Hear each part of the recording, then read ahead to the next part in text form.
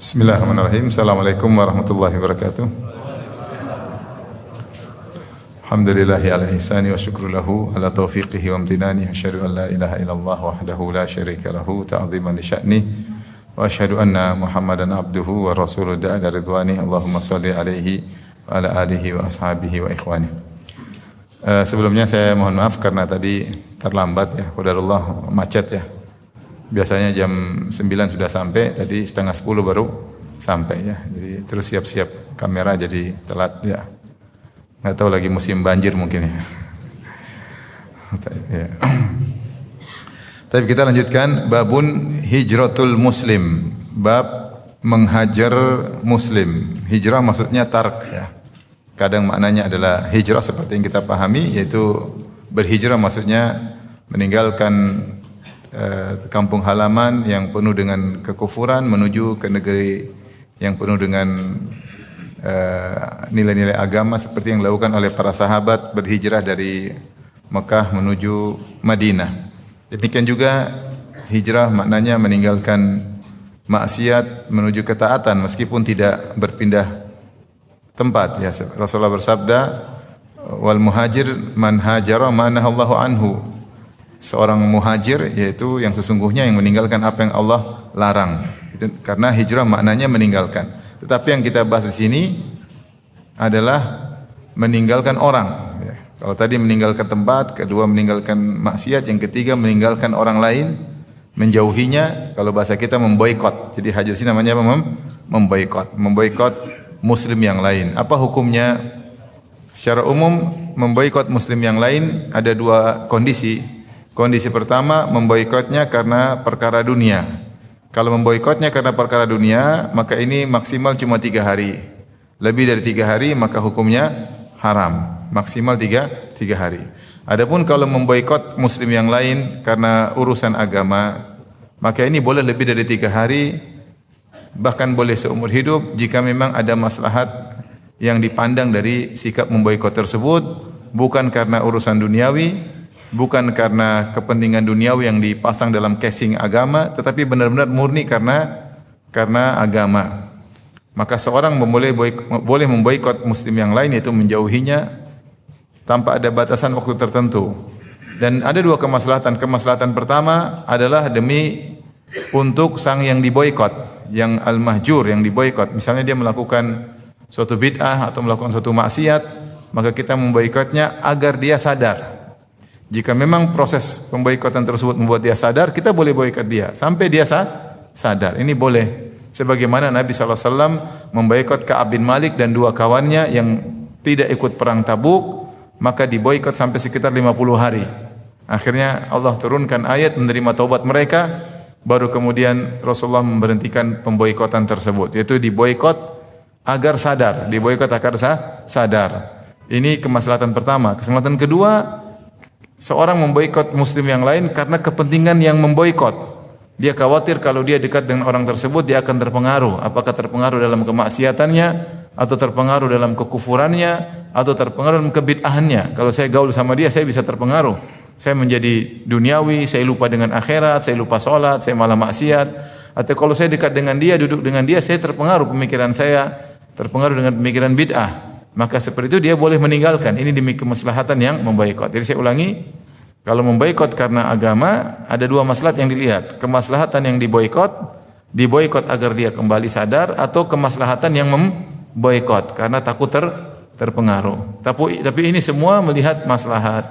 Jika tidak ada maslahat, misalnya kita memboikot orang tersebut agar sadar, ternyata dia tidak sadar bahkan tambah parah, ya jangan diboikot. Ya, misalnya ada orang tidak sholat, kita kamu enggak sholat, saya boikot kau. Ya ternyata dia malah punya teman-teman yang tidak sholat lagi. Dia punya komunitas tidak sholat. Grup tidak sholat. Ternyata dia malah minum khamr, malah zina. Ya jangan diboikot karena tambah parah ya. Atau pemboikotan tersebut malah menimbulkan kemudaratan. Maka ini proses hajar tidak dikerjakan. Oleh karenanya kebanyakan praktek hajar sekarang memang tidak bermanfaat. Tidak bermanfaat ya.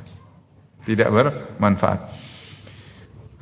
Adapun kalau perkara dunia, hajar karena tersinggung, karena salah ngomong, karena ini, ya ini tidak boleh lebih dari tiga hari. Tidak boleh lebih dari tiga hari. Saya bacakan hadisnya karena hukum hajar asalnya adalah haram. Dia hanya boleh kalau urusan dunia 3 hari, lebih dari itu tidak boleh. Al-Imam Bukhari berkata, qala hadatsana Ismail qala hadatsani Malik an Ibnu Syihab an Anas bin Malik anna Rasulullah sallallahu alaihi wasallam qala, Rasulullah sallallahu bersabda, la tabaghadu wa la tahasadu wa la tadabaru wa kunu ibadallahi ikhwanan wa la yahilu li muslimin an yahjura akhahu fawqa thalathi layalin. Janganlah kalian saling membenci, dari al-bughd. Al-bughd artinya membenci. Jangan kalian saling membenci. Wala tahasadu, janganlah kalian saling hasad. Wala tadabaru, dan jangan kalian saling memboikot. Tadabar dari dubur, yaitu saling balik belakang, saling membelakangi. Wa kunu ibadallahi ikhwana, dan jadilah kalian hamba-hamba Allah yang saling bersaudara. Wala yahilu li muslimin, tidak halal bagi seorang muslim an yahjura akhahu, untuk memboikot saudaranya fawqa thalathi layalin, lebih dari tiga hari, lebih dari 3 hari. Tapi di sini Rasulullah SAW menjelaskan hukum asal permusuhan atau perpisahan di antara muslim dengan muslim yang lain, hukum asalnya haram. Dan Rasulullah mengatakan wala tadabaru, jangan kalian saling membelakangi. Itu saling memboikot tidak boleh. Di awal Rasulullah mengatakan wala tabaghadu, janganlah kalian saling membenci. Saling membenci tidak boleh, ya. Dan ini isyarat tidak boleh kita melakukan hal-hal yang menimbulkan permusuhan. Itu kalau bahasa kita jangan saling memusuhi. Semua hal-hal yang bisa membuat kita saling bermusuhan maka kita hindari. Makanya banyak hal yang dilarang karena menimbulkan permusuhan, seperti istihza, mengejek. Allah berfirman, ya ayyuhalladzina amanu la yaskhar qaumun min qaumin asa yakunu khairan minhum. Wahai orang yang beriman, janganlah sebagian kaum mengejek sebagian yang lain. Bisa jadi yang diejek lebih baik daripada yang mengejek. Wala nisaun min nisa'in asa yakunna khairan minhunna. Dan janganlah sebagian wanita mengejek sebagian wanita yang lain. Bisa jadi wanita yang diejek lebih baik. Ini kenapa? Karena mengejek menimbulkan permusuhan enggak? Menimbulkan. Orang yang diejek tentu marah ya. Ya. Wala talmizu anfusakum, dan janganlah kalian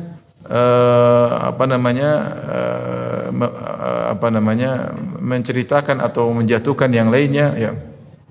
Ya, jangan beri gelar-gelar yang buruk satu dengan yang lainnya. Hal-hal ini semua mencibir satu dengan yang lainnya, mencaci satu yang lainnya, maka ini semua adalah sebab permusuhan. Ya, janganlah menggibah satu dengan yang lainnya, maka ini sebab permusuhan. Jangan namimah satu dengan yang lainnya, maka ini adalah sebab permusuhan. Semua hal yang bisa menimbulkan permusuhan dilarang karena Rasulullah berkata wala tabaghadu, janganlah kalian saling bermusuhan. Dan kita tahu di antara proyek utama syaitan setelah proyek syirik adalah proyek permusuhan. Yang pertama kali syaitan ingin lakukan agar kita kaum muslimin terjerumus dalam kesyirikan. Kalau dia tidak berhasil menjerumuskan dalam kesyirikan, maka dia menyeru kepada permusuhan, pertikaian, perpecahan. Makanya dalam hadis kata Nabi sallallahu alaihi wasallam, inna syaitan qad ayyisa an ya'budahul musallun fi jaziratil arab walakin fit tahrishi bainahum. Sungguhnya syaitan sudah putus asa untuk disembah oleh orang-orang yang salat di jazirah Arab, tetapi tidak pernah putus asa untuk mengadu domba di antara kalian. Ini proyek setan. Setan tidak pernah putus asa. Dia terus mengadu domba agar terjadi permusuhan. Permusuhan tingkat besar-besaran antara satu negara dengan negara yang lainnya, atau antara satu kabilah dengan kabilah lainnya, sama-sama muslim, suku dengan suku yang lainnya, antara komunitas dengan komunitas yang lainnya, sampai antara istri dan suami. Sampai antara istri dan suami. Kakak dan adik. Makanya Allah mengatakan, inna syaitana yanzagu bainahum, sungguhnya syaitan mengadu domba di antara mereka. Makanya Nabi Yakub menasihati Yusuf alaihissalam, la taqsus ru'yaka ala ikhwatika fayakidu laka kaida. Inna syaitana kana lil insani aduwwan mubin. Inna syaitana lil insani aduwwun mubin. Sungguhnya syaitan adalah musuh yang nyata. Kata Nabi Yakub kepada Yusuf, jangan engkau ceritakan kisah mimpimu kepada kakak-kakakmu karena syaitan mengadu domba di antara kalian. Jadi kita harus tahu bahwasanya permusuhan itu adalah proyek syaitan yang keberapa? Yang kedua, setelah kesyirikan. Makanya ibu-ibu kalau mulai ngomel-ngomel lah ini kena proyek setan. Karena setan senang ibu-ibu ngomel-ngomel suami, setan senang. Suami ngomelin istri juga setan senang. Karena setan paling senang ngadu domba. Dan di antara yang paling dia suka adu domba adalah suami istri. Ya. Sampai setan kerjasama sama dukun untuk mengadu domba suami istri. Makanya Rasulullah bersabda, inna syaitan yada'u arsyahu, inna iblis wada arsyahu 'alal ma. Inna iblis wada arsyahu 'alal ma tsumma yab'atsu sarayahu. Sungguhnya setan atau iblis meletakkan singgasananya di laut, kemudian dia mengutus anak buahnya. Fa'adnahum minhum manzilatan a'dhamuhum fitnah. Yang paling dekat dengan iblis adalah yang paling besar fitnahnya. Kemudian setelah dia utus pasukannya untuk menggoda manusia, kemudian ada laporan. Setan juga terorganisir ya. Jadi ada laporan, oh, ngapain? Nah, saya gini, karena setan tidak tahu hal gaib, ya, maka ada laporan. Saya sudah begini, kata setan belum. Satu lagi lapor, saya sudah begini, kata setan belum. Saya sudah bikin dia minum khamar, kata saya belum. Kok hebat tapi belum. Sampai ada yang lapor, la azalu bihi hatta farraqtu bainahu baina imraati. Saya terus menggoda sang lelaki sampai dia ceraikan istrinya. Kata iblis, nikma anta, ente setan yang top, ente setan top. Karena telah berhasil menceraikan suami dari istrinya. Oleh karenanya setan tidak hanya sendiri, dia bekerja sama dengan tukang sihir. Di antara tujuan tukang sihir adalah memisahkan suami dan istrinya. Allah sebutkan dalam Al-Qur'an, yufarriquna bihi bainal mar'i wa zawjihi. Dengan sihir tersebut mereka memisahkan antara suami dan istrinya. Ini salah satu program setan yang paling sukses ya. Dan yang paling banyak adalah memisahkan seorang laki dari istrinya. Maka kita harus sadar ya, jangan sampai kita terperangkap dengan syaitan dan jangan sampai kita ikut mensukseskan program syaitan. Ya, kalau kita pun harus berpisah dengan istri karena memang hukum syar'i, bukan karena emosi, bukan karena duniawi, benar-benar ini syar'i, benar-benar kita bisa bertanggung jawab di hadapan Allah, benar-benar ada aturan yang sudah kita tempuh baru. Adapun sedikit emosi, sedikit marah, sedikit ancam cerai, ini namanya kesetanan. Namanya apa? Kesetanan. Karena itu program setan. Maka Rasulullah berkata, wala la tabaghadu, jangan saling bermusuhan. Para ulama mengatakan di antara sebab juga nanti akan datang hadis sebab terjadi permusuhan karena maksiat. Ketika ada dua teman berteman, kemudian satu bermaksiat, ini menimbulkan perpecahan di antara mereka.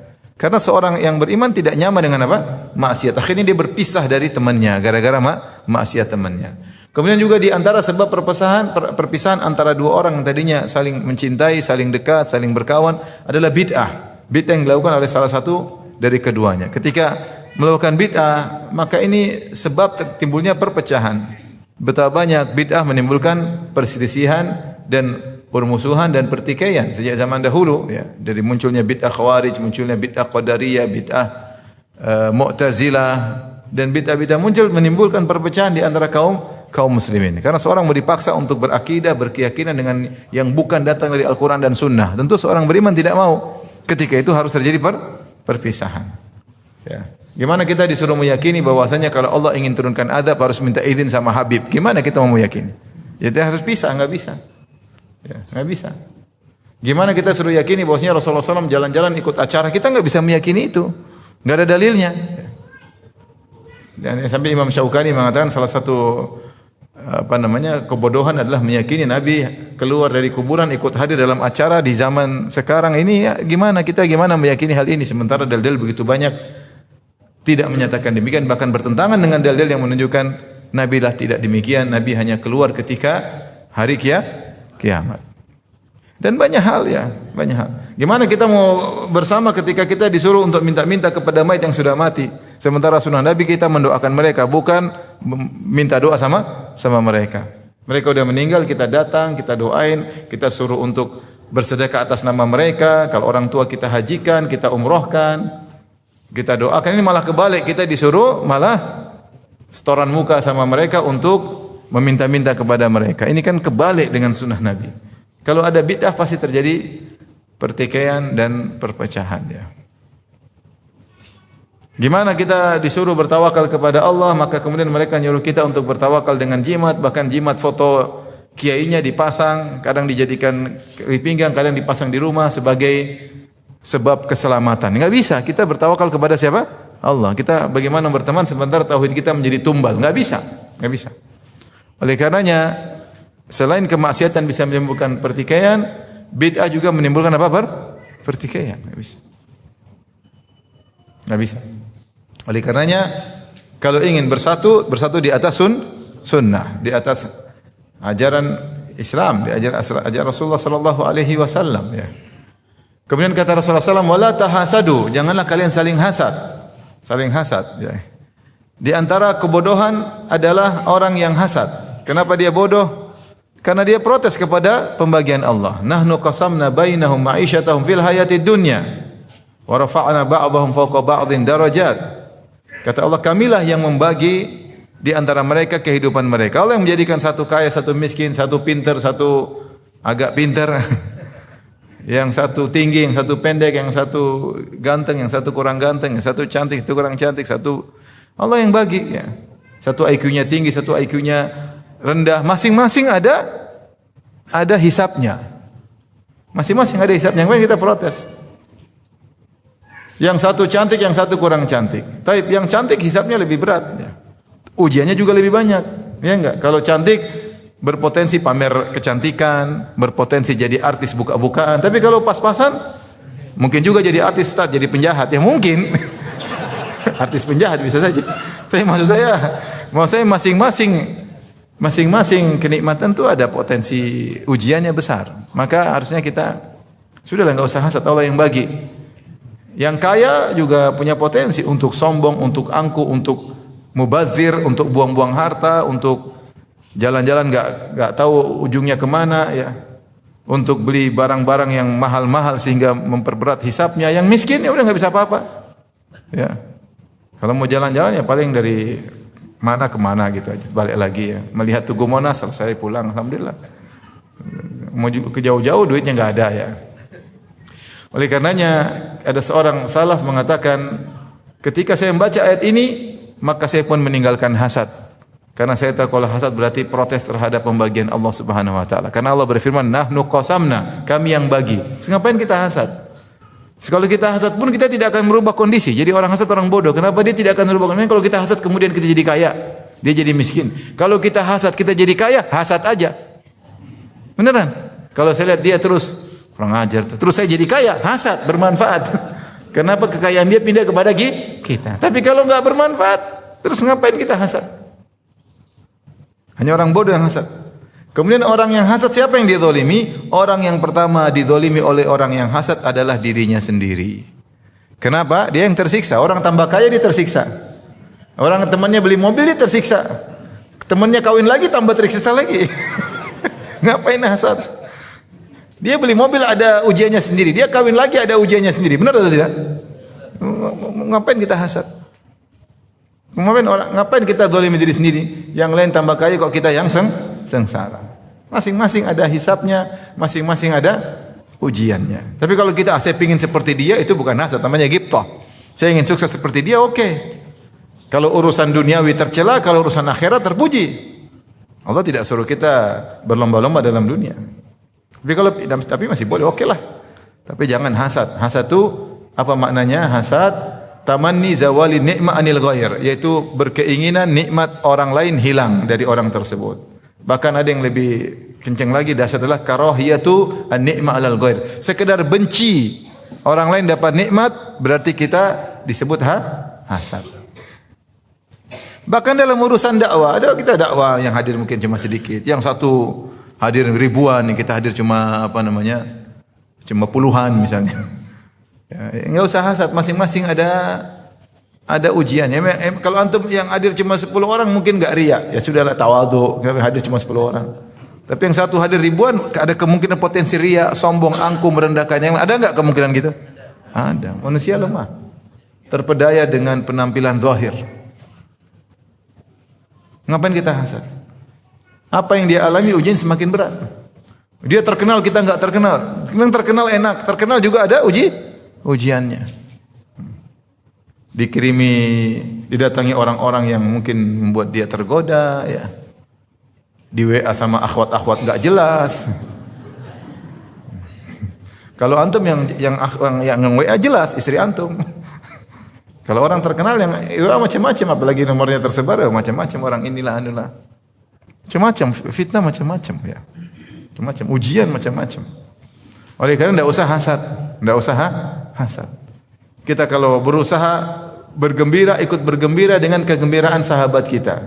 Kalau sahabat kita, alhamdulillah, masya Allah, Allah berikan, semoga berkah, kita doain. Ya. Saudara kita naik pangkat, alhamdulillah, semoga kau bisa menunaikan tugasmu dalam jabatan yang baru. Semoga Allah menolongmu. Kita ikut bahagia dengan apa yang Allah berikan kepada orang lain. Ini tinggal mengatur mindset aja sebenarnya. Kemudian kata Nabi SAW, wala tadabaru, jangan saling memboikot, jangan saling membelakangi. Dubur maksudnya belakang, jangan saling. Ini yang dilarang, hukum asal memboikot adalah haram. Karena kalau kita sudah menghajar saudara kita, kita boikot dia. Ketemu saling ngeles, saling melengos, buang muka, saling balik belakang, sehingga ini dilarang oleh Nabi SAW. Ya. Kemudian Rasulullah nyuruh yang sebaliknya, wa kunu ibadallahi ikhwana, hendaknya kalian menjadi hamba-hamba Allah yang saling bersaudara. Rasulullah kemudian mengingatkan secara spesifik tentang larangan hajar, wala yahillu lil muslimin an yahjura akhahu fawqa thalathi layalin. Tidak halal bagi seorang muslim untuk menghajar, memboikot saudaranya lebih dari 3 hari. Taib, berarti kesimpulannya kalau 3 hari boleh? Iya, kalau 3 hari boleh. 3 hari boleh. Karena manusia tidak bisa langsung memaafkan. Ketika hari pertama, hari kedua, hari ketiga, apalagi hari pertama baru disakiti, tentu api kemarahan menyala-nyala. Tapi mudah-mudahan hari kedua mulai turun, hari ketiga masih boleh marah, hari keempat dia harus lawan kalau masih ada sisa kemarahan. Karena dia menjalankan perintah Nabi SAW, tidak memboikot saudara karena masalah dunia lebih dari 3 hari. Tapi kita lanjutkan, Al-Imam Al-Bukhari berkata, qala haddatsana Abdullah bin Saleh, qala haddatsani Laits, qala haddatsani Yunus an Ibn Shihab an Atha bin Yazid Al-Laitsi, thumma Junda an atau Janda, saya lupa ini apa, mungkin salah tulis, anna Abu Ayyub sahiba Rasulullah sallallahu alaihi wasallam akhbarahu, ya. Bahwasanya Abu Ayyub sahabat Rasulullah SAW mengabarkannya, inna Rasulullah SAW qala, Rasulullah SAW bersabda, la yahillu li ahadin an yahjura akhahu fawqa thalathi layalin. Tidak halal bagi seorang pun untuk memboikot saudaranya lebih dari 3 hari. Yaltaqiyani, mereka berdua ketemu, fayasuddu hadza wa yasuddu hadza. Maka yang satu memalingkan diri, yang satu juga memalingkan diri. Wa khairuhuma alladhi yabda'u bis salam. Yang terbaik di antara keduanya adalah yang mulai pertama kali memberi salam. Baik. Di sini sebagaimana tadi Rasulullah melarang saling memboikot dan Rasulullah memberi motivasi kepada orang yang berusaha memutuskan pemboikotan tersebut. Dengan apa? Dengan memberi salam. Dengan memberi salam. Terkadang 2 orang saling memboikot, sama-sama merasa benar, itu tidak? Terkadang jelas si A benar, si B salah, maka A yang memboikot B. B tahu dia salah, dia berusaha salami A, enggak mau salam. Boleh enggak A tidak menjawab salamnya 3 hari? Boleh atau tidak? Boleh, karena dia yang benar dan boleh memboikot selama 3 hari. Di salam enggak jawab, di telepon enggak diangkat, dipandang balik muka, dikasih wajah, kasih belakang, kasih bokong, ya. Sehingga begitu. Si A merasa benar, tapi setelah 3 hari enggak boleh begitu, ya. Dan terkadang saling memboikot karena merasa sama-sama benar. Ini juga terjadi.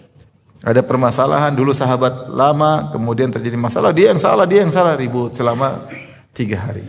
Maka Rasulullah tidak berbicara tentang siapa benar, siapa salah. Tentunya kalau kita tahu kita salah, kita yang harusnya berusaha mendekati, mengucapkan salam, minta maaf. Itu kewajiban kita ketika kita merasa salah. Tetapi seandainya kita merasa benar, dia yang salah, itu pun tetap dianjurkan untuk mendahului untuk mengucapkan apa? Salam, agar dia mendapatkan pahala. Maka Rasulullah mengatakan khairuhuma, yang terbaik di antara keduanya, alladzi yabda'u bis salam, yang mulai mengucapkan salam, yang mendahului mengucapkan salam. Rasulullah tidak mengatakan yang terbaik di antara keduanya adalah yang benar, atau yang terbaik di antara keduanya yang mengaku salah. Tidak. Rasulullah mengatakan yang terbaik di antara keduanya yang mulai mengucapkan salam. Terlepas kau di posisi benar atau posisi salah, maka kau ucapkan salam. Ini dalil bahwasanya siapa yang mengucapkan salam berusaha memutuskan boikot, maka dia telah mendapatkan khairiyah, keterbaikan, rekomendasi dari Nabi sallallahu alaihi wasallam, dan dia telah mengalahkan syaitan yang ingin bahwasanya pemboikotan tersebut berkepanjangan. Seorang membuang hududun nafs, yaitu hasrat-hasrat pribadinya, dia lawan ego-egonya. Hududun nafs itu ego, dia buang egonya. Udahlah, ngapain saya ikuti ego saya kemudian tidak dapat pahala. Hidup ini kadang sering kita harus kalahkan ego kita demi untuk meraih keridhaan Allah Subhanahu wa taala. Kalau kita ikuti ego kita, kita pengin uang kita semua untuk kesenangan kita, tapi kita kelawan. Saya enggak ikuti ego saya. Ego saya uang ini saya untuk sedekahkan di jalan Allah, ya. Kalau ikut ego kita, kita maunya balas dendam. Ngapain kita ikut ego kita? Kita balas dendam, enggak dapat pahala. Tapi kita ingin ridha Allah, maka kita buang ego kita.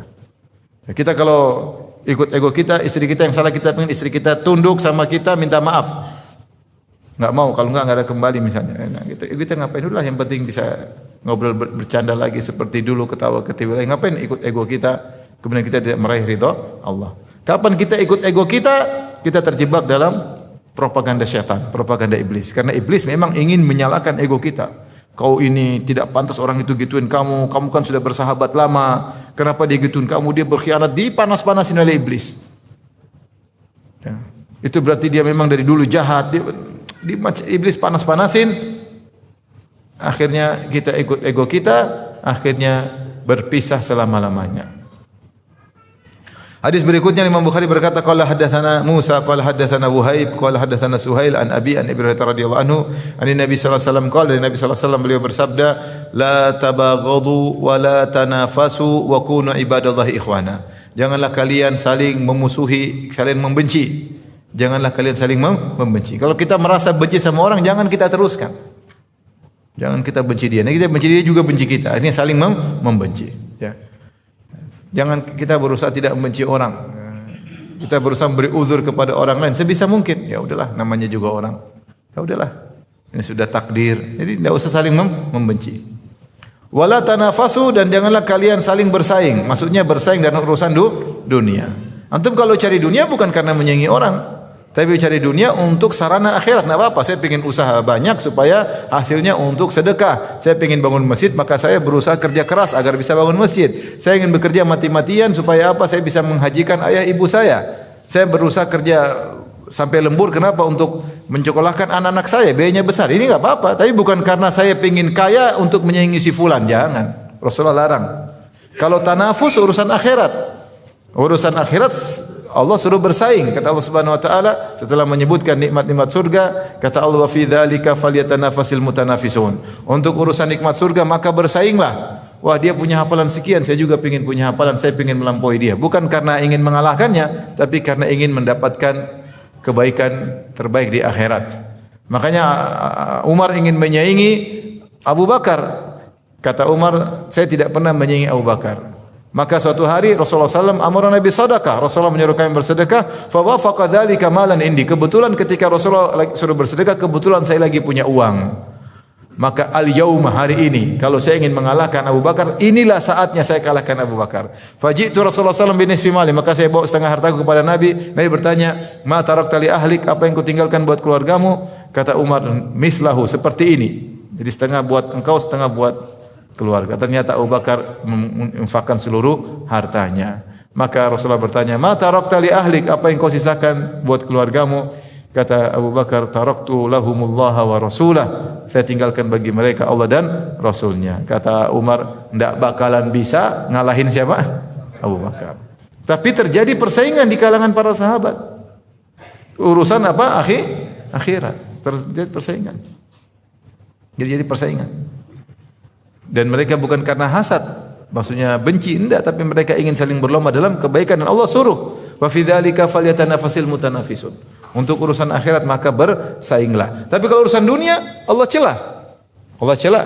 Seperti Allah berfirman, alhaakumut takatsur. Sungguh sikap takatsur. Takatsur saling banyak-banyakan, bangga-banggaan, bermegah-megahan. Kalau terjemahannya bermegah-megahan itu banyak-banyakan. Kamu berapa? Saya lebih banyak. Kamu anakmu berapa? Oh 5, saya 7. Kalah aja ini. Istri berapa? Wow,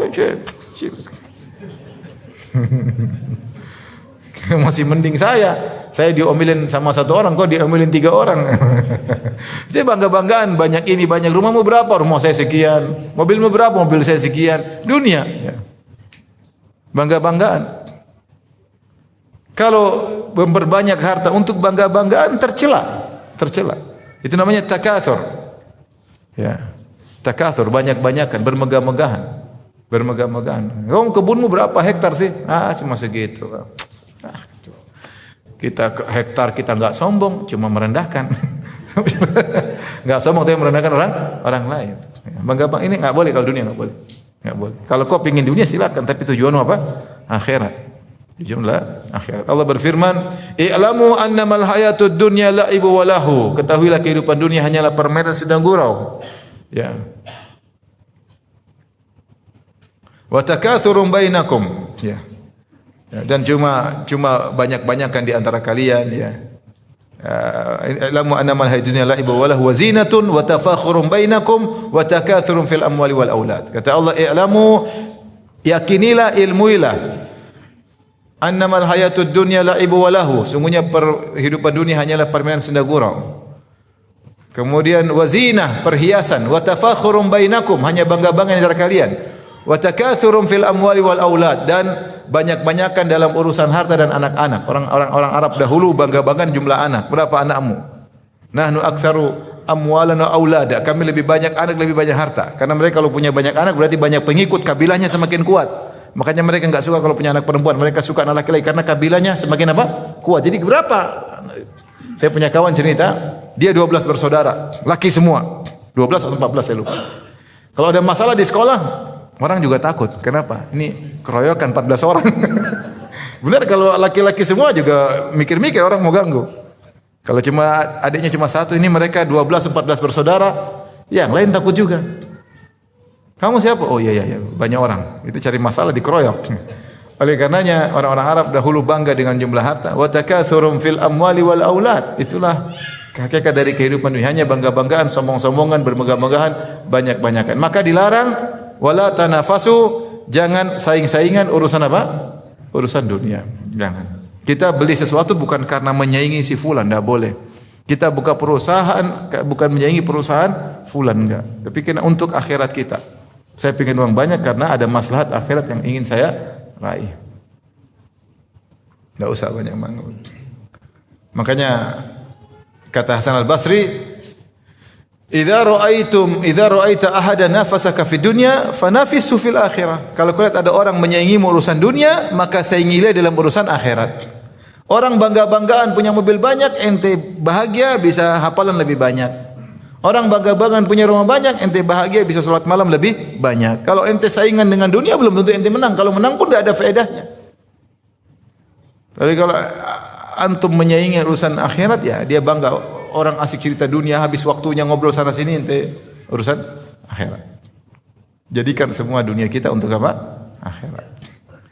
Oleh karena tadi saya bahas, bolehkah seorang ghibtah urusan agama? Dianjurkan. Rasulullah mengatakan la hasada illa fitnataini. Ya, tidak boleh hasad, itu ghibtah, ingin seperti orang lain kecuali dalam 2 hal. Rajulun atahu Allahu al-hikmah wa yaqdi biha wa yu'allimuha, yaitu seorang yang Allah berikan ilmu atau kebijakan, maka kemudian dia mengajarkannya dan dia mengamalkannya. Ini kita hasad sama dia dalam makna ghibtah. Ghibtah itu pingin seperti dia. Bukan ingin dia jadi bodoh, tapi pingin seperti dia. Kita pingin seperti dia, kita bahkan pingin menyainginya, enggak ada masalah. Yang kedua, rajulun atahu Allahul mal wa huwa yusallituhu ala halakati fil haq. Yang kedua, orang yang Allah kasih dia harta dan dia gunakan harta tersebut untuk infak di jalan Allah. Maka kita hasad sama orang seperti ini bukan karena kekayaannya, karena dunia, tapi dia beramal soleh karena dia mampu menginfakkan harta di jalan Allah. Sementara kita punya harta, kita tidak mampu berinfak seperti dia. Orang seperti kita ghibtah boleh. Ini karena urusan apa? Agama. Lihat orang hafalan lebih banyak, kita ghibtah, pingin seperti dia. Boleh atau tidak? Boleh. Bahkan dianjurkan. Tidak ada masalah. Bersaing dalam urusan agama. Adapun ghibtah bukan hasad. Kalau hasad haram. Ada orang punya harta banyak, kita benci sama dia, kita pengin dia miskin seperti kita. Ini namanya apa? Hasad. Maka ini haram. Nah, bagaimana kalau tidak hasad urusan dunia? Pingin seperti dia, dia punya mobil 2, saya juga pingin deh. Saya tidak hasad sama dia, tapi saya pingin punya mobil 2 seperti dia juga. Ini makruh. Kenapa? Karena ini adalah dalam urusan apa? Dunia. Sementara Allah melarang kita atau menegur kita jangan berlebih-lebihan dalam urusan apa? Dunia. Tapi kalau untuk akhirat silakan lomba-lomba bersaing ya. Makanya ketika Nabi Muhammad SAW ketemu Nabi Musa alaihissalam di langit, ketemu dengan Nabi Musa, kemudian setelah Nabi Muhammad SAW lewat, Nabi Musa pun menangis. Maka ditanya, "Mayu bekik, apa yang buat kau nangis wahai Musa?" Kata Nabi Musa alaihissalam, "Diutus setelahku seorang anak muda yang pengikutnya lebih banyak mau surga daripada pengikutku." Ini ghibtah. Kenapa? Karena Nabi Musa tidak bisa meraih derajatnya Nabi Muhammad SAW. Bukan Nabi Musa hasad sama Nabi Muhammad SAW, tapi ini perkara akhirat, mereka berlomba. Sehingga kalau ada derajat yang tinggi yang mereka luputkan, mereka sedih. Terluput dari mereka, mereka sedih. Jadi sini kata Nabi, wala tanafasu, jangan saling berlomba-lomba dalam urusan apa? Dunia. Dan lomba-lomba dalam urusan dunia menimbulkan permusuhan, itu tidak? Artinya dunia, akhirnya terjadi permusuhan. Wa kunu ibadallahi ikhwana. Jadilah kalian hamba-hamba Allah yang saling bersaudara.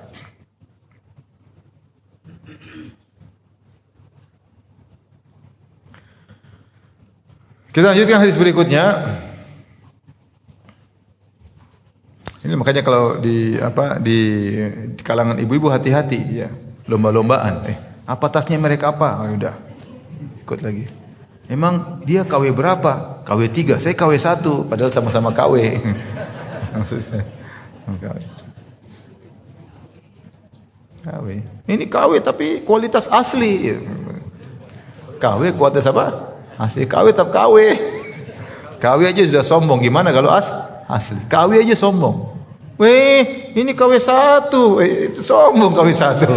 Gimana kalau asli? Baru KW sombong, gimana kalau asli? Akhirnya lomba-lombaan urusan dunia. Kamu salon mana? Salon murah itu. Ini salon artis. Bangga-banggaan salon. Emang kalau salon artis bikin tambah cantik? Tidak signifikan. Yang signifikan duitnya. Wajah gitu-gitu aja. Kadang-kadang hal-hal yang tidak perlu lomba-lombaan. Bangga-banggaan. Bangga-banggaan. Sampai urusan ibadah. Ente di Mekah di hotel mana? Ring 7, saya ring 1 depan. Di mana? Di Ka'bah, gratisan. Maksudnya kadang bangga-banggaan, sampai umroh haji pun bangga-banggaan. Memang kalau hotel paling depan lebih apa namanya? Lebih diterima, umrohnya makbulah, kan enggak? Ya itu punya uang silakan, fasilitas, yang penting kita bisa ibadah, tapi bukan untuk merendahkan yang lain. Sebaliknya ada yang hasad. Saya diceritain sama ikhwan, ada orang datang sama dia waktu itu umrohnya murahan. Datang sama seorang pembimbingnya bilang, "Kita lihat, itu mereka lihat hotel-hotel mewah." Intinya dicela orang di hotel mewah. Ya karena enggak punya duit, jangan cela yang punya duit.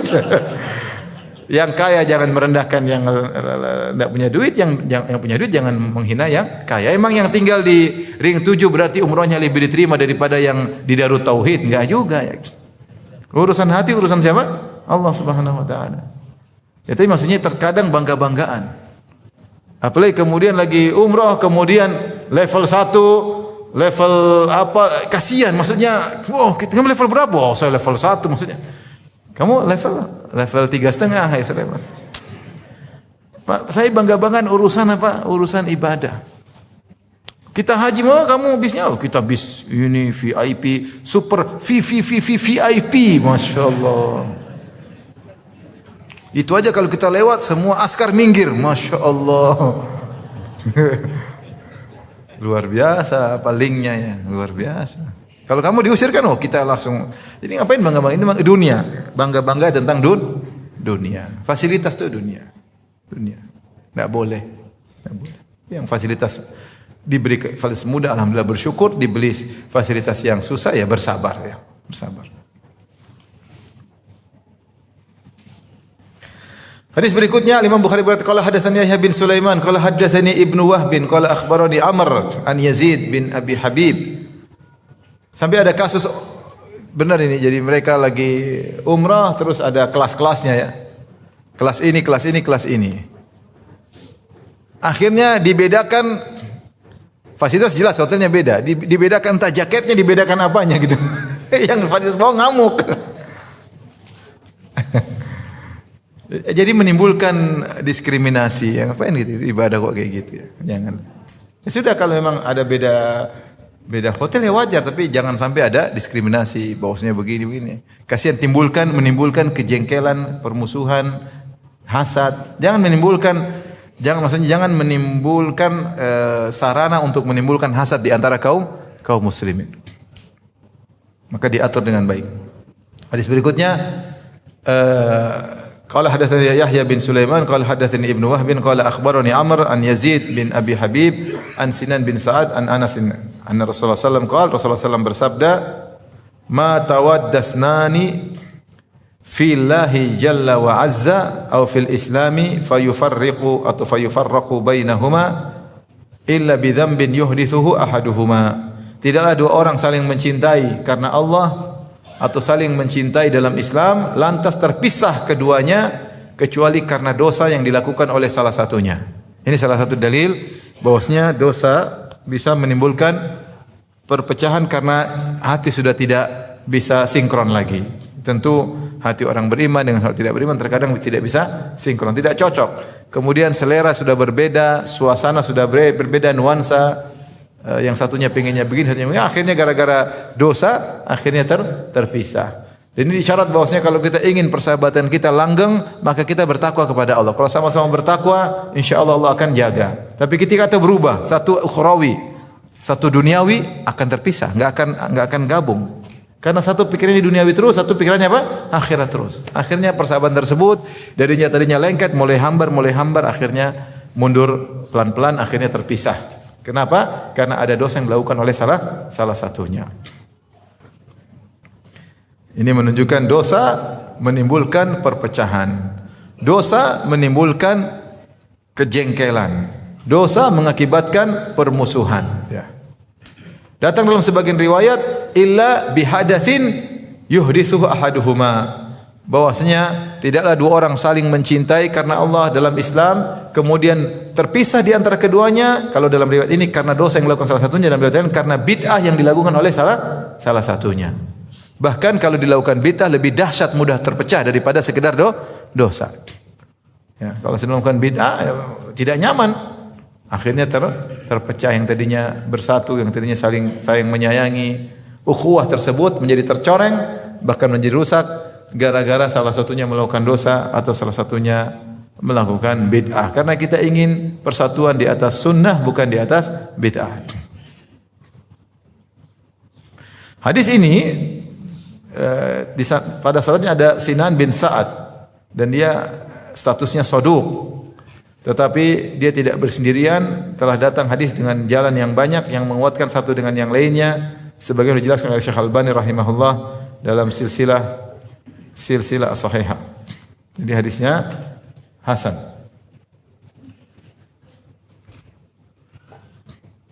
Baik. Hadis berikutnya Al-Imam Bukhari berkata qala hadatsana Abu Ma'mar qala hadatsana Abdul Warith an Yazid qala qalat Mu'adzah sami'tu Hisham bin Amir Al-Ansari ya ibn ammi Anas ibn Malik wa kana qutila abuhu yauma Uhudin. Aku mendengar, kata Mu'adzah radhiyallahu Mu'adzah, dia berkata aku mendengar Hisham bin Amir Al-Ansari dan dia adalah anak dari pamannya Anas. Itu ponakannya Anas bin Malik dan ayahnya terbunuh ketika perang Uhud, ya. Annahu sami'a Rasulullah sallallahu alaihi wasallam qala, bahwasanya Ibn Amir ini Al-Ansari mendengar Rasulullah sallallahu bersabda. Apa sabda Nabi? La yahilu li muslimin an yusarima musliman fawqa salas. Tidak halal bagi seorang muslim untuk memboikot muslim yang lain lebih dari 3 hari. Fa innahuma nakibani anil haqqi ma dama ala siramihima. Kalau sudah lebih dari 3 hari, maka keduanya menyimpang dari jalan yang benar selama mereka berdua masih saling memboikot. Wa inna awwalahuma fai'an yakunu kaffaratan anhu sabaqahu bil fai'. Bahwasanya siapa yang pertama kali kembali, yaitu memberi salam atau berusaha damai, maka akan menjadi kafarah atas kesalahan-kesalahan sebelumnya. Sudah boikot setahun, sudah memboikot 2 tahun, kemudian ada yang akhirnya berniat untuk damai, akhirnya seluruh kesalahannya diampuni oleh Allah. Wa in mata ala siramihima, kalau keduanya meninggal dalam kondisi saling memboikot, lam yadkhulal jannata jami'an abadan, maka keduanya tidak akan masuk surga selama-lamanya. Wa in sallama alaihi, jika salah satunya mengucapkan salam, fa aba an yaqbal taslimahu wa salamahu, ternyata kawannya tidak mau menerima salamnya, tidak membalas, radda alaihil malak, maka malaikat yang akan balas salamnya. Dia assalamualaikum, tidak dijawab, malaikat jawab waalaikumsalam. Wa radda alal akhari syaitanu, adapun kawannya tidak mau balas salam, maka syaitan tepuk tangan, syaitan menjawab salamnya. Jadi syaitan senang dengan perbuatannya, ya. Hadis ini berisi peringatan yang sangat keras, yang sangat berbahaya bagi orang yang memboikot saudaranya, ya. Sehingga lebih dari 3 hari. Lebih dari 3 hari. Karena Rasulullah SAW mengatakan selama mereka berdua saling boikot, fahuma nakibani anil haqqi madama fi siramihima, maka keduanya berpaling dari jalan kebenaran selama saling memboikot. Saling memboikot. Selama ini mereka di atas kesesatan. Karena ego akhirnya berpaling dari jalan kebenaran. Kemudian Rasulullah SAW memberi motivasi, ya, bahwasanya siapa yang mulai berusaha kembali, ya, dengan mengucapkan salam, berusaha mendekati, maka seluruh dosa-dosa yang dia lakukan selama ini gara-gara akibat memboikot, maka diampuni oleh Allah Subhanahu wa taala. Ini motivasi luar biasa. Kadang kita punya kawan, oh sudah 2 tahun saya boikot dia. Ya sudah, kita mulai telepon dia, gimana kabar? Enggak usah cerita masa lalu, enggak usah korek-korek, udah lupain aja. Maka semua yang telah terjadi akan diampuni oleh Allah. Meskipun kita di posisi benar, di posisi salah, meskipun dia menghindar, meskipun dia benar, dia yang salah. Ya udah, kita ketemu lagi, enggak usah kita bicara masa lalu. Sudahlah masa lalu.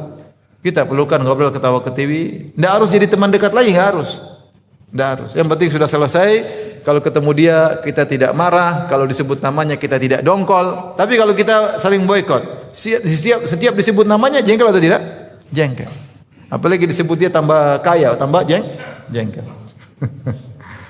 Tapi kalau kita ketemu udah ngobrol, minum kopi bareng, ya, atau makan di warung Warmindo warung Indomie goreng, ya. Udah selesai ngapain? Enggak usah mikir dah. Hidup ini enggak ada yang semua nyaman, pasti ada masalah. Kalau kita selesaikan masa lalu kita yang dulu dongkol-dongkolan, saling menjatuhkan, saling membuka aib, subhanallah, semuanya jadi kafarah. Nikmat. Manusia siapa yang selalu baik? Tidak ada, ya. Pasti ada kesalahan. Maka ini motivasi. Terus Rasulullah kasih semangat lagi. Salami saja. Usaha, yang penting usaha. Kalau kau salami dia ternyata dia cuek, maka malaikat akan jawab waalaikumsalam. Dia yang cuek ditepuk tanganin oleh setan. Terus kata setan. Terus setan. Makanya hati-hati suami istri. Ribut. Suaminya telepon dimatiin, istri lagi telepon, suaminya matiin. Diketuk pintunya dikunci, kuncinya dibuang. Wah. Nah, ini setan senang, setan tepuk tangan. Karena ribut, ya. Dan yang mengerikan kata Nabi sallallahu alaihi wasallam, wa in mata ala siramihima, kalau keduanya meninggal dalam kondisi saling memboikot, tidak masuk surga. Ini adalah hadis-hadis tentang ancaman bahaya bagi orang yang kemudian memboikot sampai meninggal, ngeri. Masalah sama orang sampai meninggal dunia.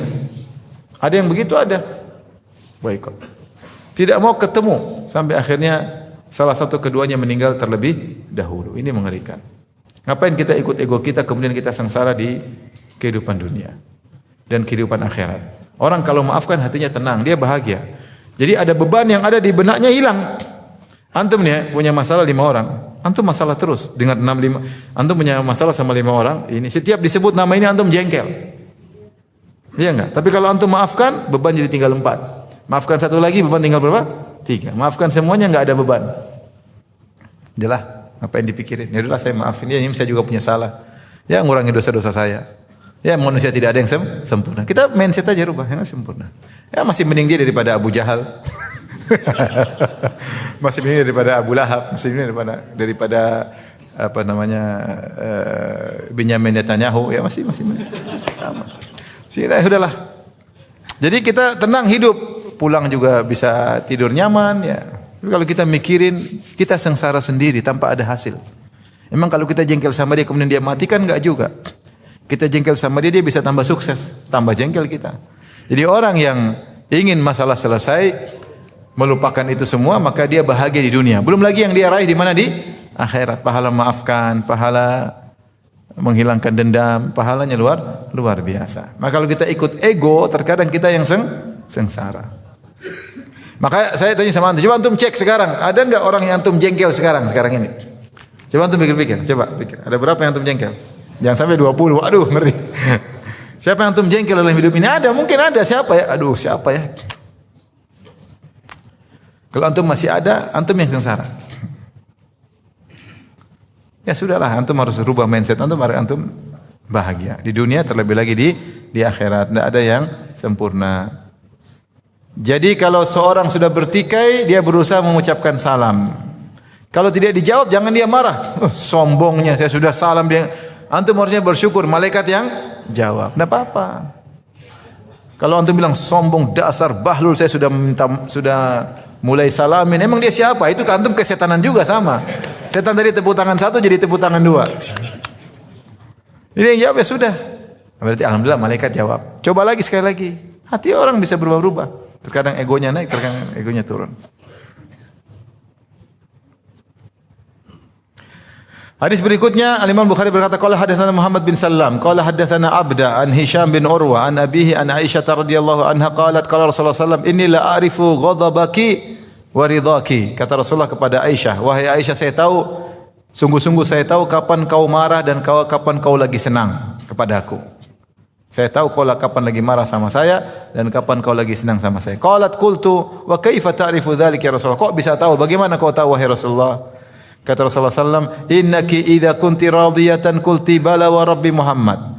Kau kalau lagi senang sama saya dan kau ingin menekankan sesuatu, kau bersumpah, kau berkata, wahai Aisyah, benar demi Rabbnya Muhammad. Sedikit-sedikit demi Rabbnya Muhammad. Wa idza kunti sakhitatan, kalau kau lagi marah kau bilang, enggak, wa rabbi Ibrahim, demi Rabbnya Ibrahim. Dirubah. Ya, padahal sama Rabb Muhammad, Rabb Ibrahim sama. Ini Rasulullah bercanda, maksudnya saya tahu lagi marah, Rabb Ibrahim marah ya. Qalat qultu ajal, benar ya Rasulullah. Lastu uhajiru illa ismak. Saya tidak memboikot, bukan dirimu yang saya boikot, cuma namamu saja yang saya boikot. Dari Muhammad jadi siapa? Ibrahim. Tapi Rabbnya tetap Rabb yang sama. Ini contoh maksudnya ketika seorang marah kepada pasangannya, ya dia mengontrol dirinya, jangan berlebih-lebihan. Aisyah kadang namanya ada kecemburuan. Dan Aisyah marah sama Nabi bukan karena benci, tapi karena kecintaan yang berlebihan. Dan itu muncul di antara bainad dharair, di antara para madu-madu ya. Madu yang satu cemburu kepada madu yang lain sehingga suaminya jadi korban. Yang dimarahin siapa? Suaminya. Kenapa? Karena saking cemburu. Maka seorang laki sabar. Bagaimana dia bisa marah kepada wanita yang berbuat salah karena saking cinta kepadanya. Ingat bapak-bapak gimana? Hendaknya seorang suami sabar atas kesalahan istri yang karena kesalahannya timbul karena cinta kepadanya. Kalau tidak cinta tidak akan muncul kesalahan ini. Ya. Misalnya antum pulang, tahu ada akhwat yang ngechat HP antum, terus istri buka, istri banting HP. Duar, pecah. Tapi dia banting HP karena benci sama antum atau karena cinta sama antum? Karena cinta. Kalau dia tidak cinta, kata dia lanjutin.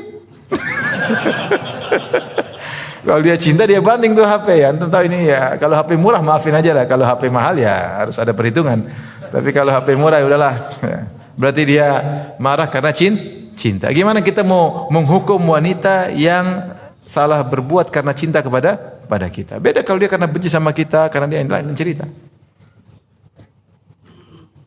Maka Aisyah lagi marah sama Nabi bukan karena diri Nabi, tapi marah karena saking cinta sehingga dia lagi marah. Maka Rasulullah kapan Rasulullah ngomong begini? Saya tahu kau lagi marah, saya tahu kau lagi senang. Kapan? Ketika lagi marahan atau lagi damaian? Lagi damaian. Ini fikih yang kita dapat. Kalau istri lagi marah, kita tahu dia salah, kita diamin aja. Nanti kita ngomongin setelah kondisi tenang. Bukan lagi marah ya. Tambah marah dia. Enggak, siapa bilang lagi marah? Nanti udah dia nggak bisa berpikir jernih karena lagi emosi. Rasulullah ngomong begini, saya tahu kau lagi marah lagi. Kapan? Ketika Aisyah lagi senang, baru dia ingatkan tentang hal tersebut. Tidak lagi sedang marah, kemudian kita berusaha menyelesaikan, terkadang tidak mudah. Karena dia belum bisa berpikir dengan tenang. Setelah itu biarin aja. Diam, nanti setelah itu baru kita ajak ngobrol.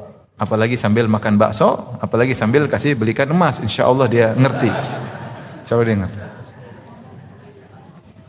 Benar begitu Bapak? Bab berikutnya, babun man hajar akhahu sanah. Bab siapa yang memboikot saudaranya lebih dari setahun atau setahun, memboikot saudaranya setahun. Ini boikot berkepanjangan, bukan seminggu, bukan 2 minggu, sampai setahun. Al-Imam Bukhari berkata, qala hadatsana Abdullah bin Yazid, qala hadatsana Haywah, qala hadatsani Abu Uthman Al-Walid bin Abi Al-Walid Al-Madani, anna Imran bin Abi Anas haddatsahu an Abi Khirash As-Sulami annahu sami'a Rasulullah sallallahu alaihi wasallam yaqul. Rasulullah SAW bersabda, "Man hajara akhahu sanatan fahuwa kasafki damihi." Siapa yang memboikot saudaranya selama setahun seperti menumpahkan darah saudaranya. Hadis berikutnya, qala hadatsana Ibnu Abi Maryam qala akhbarana Yahya bin Ayyub qala hadatsani Al-Walid bin Abi Al-Walid Al-Madani anna Imran bin Abi Anas haddatsahu anna rajulan min Aslam min ashabin Nabi sallallahu alaihi wasallam haddatsahu anin Nabi sallallahu alaihi wasallam qala hijratul muslim sanatan kadamihi, memboikot seorang muslim selama setahun seperti menumpahkan darahnya. Wa fil majlis Muhammad bin Munkadir wa Abdullah bin Abi Attab faqala qad sami'na hadza anhu. Baik. Hadis ini salah satu ancaman bagi orang yang boikot saudaranya setahun atau lebih. Maka seperti menumpahkan darah. Kita tahu menumpahkan darah hukumnya hukum dosa besar. Dosa besar. Maka karena selama setahun dia pasti melakukan pelanggaran-pelanggaran. Dia mau gibah terserah dia mau rendahkan yang terserah dia. Kalau orang itu sakit tidak dijenguk, kalau mati ya enggak dianterin, ya, dicuekin. Kalau dia lagi dizalimi tidak dibela. Semua hak muslim dia buang. Sehingga kata Nabi, selama setahun seperti dia sudah enggak ada. Orang ini seperti sudah enggak ada, seperti sudah mati. Seakan-akan dia telah membunuh orang ini. Karena dalam kehidupannya seperti sudah tidak ada. Buktinya kalau sakit dia kayak cuek, enggak ada apa-apa. Lagi susah enggak dibantu. Lagi zalimi orang tidak dibantu. Ya, salam enggak dijawab, seakan-akan enggak ada orang yang salam. Lebaran enggak didatangi. Kerabat dicuekin, seperti dia sudah mati. Jadi seperti sudah dibunuh. Bahkan lebih daripada itu, bukan seperti tidak ada, tapi dia menghalalkan apapun, mau gibahin dia, yang lagi boikot digibahin habis-habisan. Direndahkan habis-habisan. Maka selama setahun itu dosa bertumpuk-tumpuk, kata Nabi, seperti membunuh orang tersebut. Mungkin dalil bahwasanya memboikot saudara dosanya besar. Tadi kata Nabi SAW, wa in mata ala siramihima lam yadkhulal jannah. Kalau keduanya meninggal dalam kondisi saling memboikot, dua-duanya tidak masuk surga. Tapi kalau kita diboikot, kita berusaha mendekat, dia yang tidak masuk surga. Kalau sama-sama saling boikot, sama-sama tidak masuk surga gara-gara ego. Apalagi yang mengerikan ketika keduanya adalah kerabat, adik kakak, kerabat, ngeri. Maka seorang jangan mendahulukan emosinya gara-gara duniawi, mengorbankan akhiratnya. Tapi kita masuk bab terakhir terkait hajar. Kata Nabi sallallahu alaihi wasallam atau kata Imam Bukhari rahimahullah, babun al-muhtajirin atau al-muhtajiraini, bab tentang orang yang saling boikot dari dua belah pihak. Imam Bukhari berkata rahimahullah, qala hadatsana Ismail qala hadatsani Malik an Ibn Shihab an Atha bin Yazid al-Laitsi an Abi Ayyub al-Ansari anna Rasulullah sallallahu alaihi wasallam qala la yahillu lil muslimin an yahjura akhahu fawqa thalathati ayamin yaltaqiyani fayuridu hadha wa yuridu hadha wa khairuhum alladhi yabda'u bisalam. Tidak halal bagi seorang muslim untuk memboikot saudaranya lebih dari 3 hari. Mereka berdua ketemu, yang satu berpaling, yang satu berpaling. maka yang terbaik di antara keduanya adalah yang mulai salam. Ini contohnya dua orang saling menghajar, saling memboikot, merasa benar sama-sama. Tidak mau sama-sama merasa benar, tidak mau disalahkan sehingga saling memboikot. Baik, kata Rasulullah boleh seperti itu selama berapa hari? 3 hari. Nah, ini dalil bahwasanya hari keempat kau harus berhenti. Kalau begitu seorang ketika marah, dia harus mulai mengurangi level kemarahannya. Hari pertama dia meledak 3 kali ledakan, hari kedua 2 ledakan, hari ketiga 1 ledakan, hari keempat enggak ada ledakan lagi. Maka dia bukan selama 3 hari semakin memupuk kemarahannya, salah, karena hari keempat dia enggak bakalan berhasil. Maka selama 3 hari dia mu'alajah, dia berusaha mengobati dirinya, mengontrol dirinya agar hari keempat dia sudah tidak marah lagi. Gimana caranya? Isyarat, karena dia boleh marah cuma berapa hari? 3 hari. Bukan selama 3 hari dia semakin membuat kemarahan semakin bergejolak. Malah kedatang teman-teman, kau tahu si fulan enggak? Tambah marah. Yo, memang kurang ajar, dia juga gituin saya, udah tambah marah. Salah. Karena hari keempat kau harus selesai. Kalau kau enggak selesai, argo dosa jalan. Setahun seperti bunuh orang. Mati masuk apa? Neraka. Repot. Yang terbaik di antara keduanya ada yang mulai mengucapkan salam. Di sini wa yuridu hada wa yuridu hada. Yang satu berpaling, satu berpaling. Beda kalau yang menghajar cuma satu orang. Yang satu mendekati, yang satu berpaling. Berarti yang menghajar cuma satu pihak. Tapi kalau sama-sama berpaling, berarti saling menghajar. Ini yang disebut bab al-muhtajirain, tentang dua orang yang saling memboikot. Hadis berikutnya, qala hadatsana Musaddad qala hadatsana Abdul Warith an Yazid an Muadza anna sami'at Hisham bin Amir yaqul sami'tu Rasulullah sallallahu alaihi wasallam yaqul la yahilu li muslimin an yusarima musliman fawqa 3 layalin fa innahuma ma sarama fawqa 3 layalin fa innahuma nakibani anil haqqi ma dama ala siramihima wa inna awwalahuma fa an yakuna kafaratan lahu sabquhu bil fai wa in huma mata ala siramihima lam yadkhul jannata jami'an. Kata Nabi sallallahu alaihi wasallam, tidak halal seorang muslim memboikot saudaranya lebih dari 3 hari. Keduanya selama saling memboikot lebih dari 3 hari, maka keduanya berpaling dari kebenaran selama saling memboikot. Sungguhnya yang terbaik di antara kedua yang pertama kali kembali, maka dia menjadi kafarah lahu sabuqu bil fai. Maka seluruh kesalahan dia selama ini akan digugurkan oleh Allah gara-gara dia pertama kali kembali. Kalau keduanya meninggal dalam kondisi saling memboikot, maka keduanya tidak masuk surga, dan ini sudah kita jelaskan pada sebelumnya ya. Tapi demikian saja, wabillahi taufiq. Assalamualaikum warahmatullahi wabarakatuh.